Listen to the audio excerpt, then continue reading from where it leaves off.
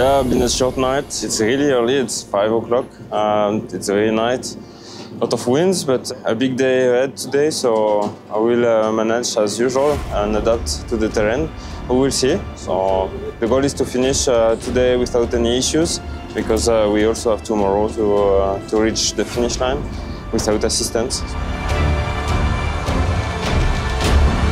Kadangi vakar į maratono stage pamiršau įsidėti keletą drabužių, tiksliau neturėjau antrų, tai vešiuos su savimi štai tokią tašytę.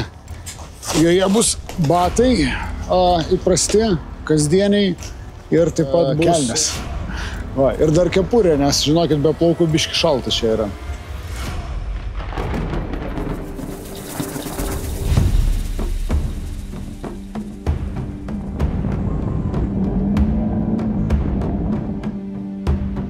Taigi, ką tik baigėsi mūsų pirmoji maratono diena, ką tik finišavome, esame Park Ferme, dar turime keletą minučių čia.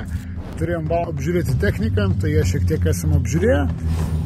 Apžiūrėjom ir esam pasiruošę ją čia palikti nakčiai.